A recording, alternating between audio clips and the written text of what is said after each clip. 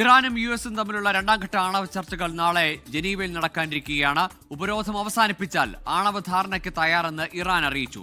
ചർച്ചകളിലൂടെയുള്ള പരിഹാരങ്ങൾക്കാണ് മുൻഗണനയെന്നാണ് അമേരിക്കയുടെ നിലപാട്. ഇറാന്റെ ആണവ സംവിധാനങ്ങൾ തകർക്കണമെന്ന് അമേരിക്കയോട് ആവശ്യപ്പെട്ടതായി ഇസ്രായേൽ പ്രധാനമന്ത്രി ബെഞ്ചമിൻ നെതന്യാഹു പറഞ്ഞു. നാളെ ജനീവയിൽ നടക്കുന്ന രണ്ടാം ഘട്ട ആണവ ചർച്ചകൾക്ക് മുന്നോടിയായി വിട്ടുവീഴ്ചയ്ക്ക് തയ്യാറാണെന്ന് സൂചന നൽകി ഇറാൻ നയതന്ത്ര പ്രതിനിധികൾ. ഉപരോധം പിൻവലിക്കാൻ അമേരിക്ക തയ്യാറായാൽ യുറേനിയം സമ്പുഷ്ടീകരണത്തിൽ ഇളവ് വരുത്തും. ചർച്ചകളിലൂടെയുള്ള പരിഹാരങ്ങൾക്കാണ് മുൻഗണനയെന്ന് American state secretary Marco Rubio പ്രതികരിച്ചു. സാമ്പത്തിക നേട്ടങ്ങൾ ലക്ഷ്യമിട്ട് എണ്ണ, വാതക മേഖലകളിലും ഖനനത്തിലും സംയുക്ത നിക്ഷേപങ്ങൾക്ക് തയ്യാറാണെന്നും വിമാനങ്ങൾ വാങ്ങുന്നതുൾപ്പെടെയുള്ള കാര്യങ്ങൾ ചർച്ചയിലുണ്ടെന്നും ഇറാൻ സാമ്പത്തിക നയതന്ത്ര വിഭാഗം ഡെപ്യൂട്ടി ഡയറക്ടർ ഹമീദ് ഖൻബാരി പറഞ്ഞു.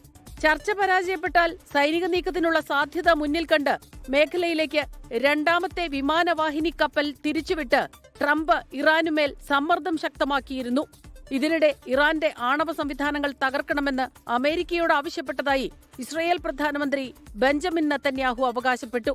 സംഘർഷം രൂക്ഷമാകുമെന്ന ആശങ്കകൾക്കിടയിലാണ് മഞ്ഞുരുകുന്നതിന്റെ സൂചനകൾ. ഒമാന്റെ മധ്യസ്ഥതയിൽ നടക്കുന്ന ചർച്ചയിൽ സ്റ്റീവ് വിറ്റ്കോഫും ജെറാഡ് കഷ്ണറും പങ്കെടുക്കും.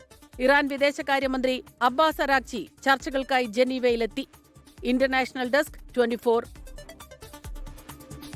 ലോകത്തെവിടെയായാലും ഏത് സമയത്തും 24 വാർത്തകളും ഓഗ്മെന്റഡ് റിയാലിറ്റി പാക്കേജുകളും എക്സ്പ്ലെയിനറുകളും വിശദമായി കാണാൻ ഞങ്ങളുടെ യൂട്യൂബ് ചാനൽ നിങ്ങൾക്ക് സബ്സ്ക്രൈബ് ചെയ്യാം.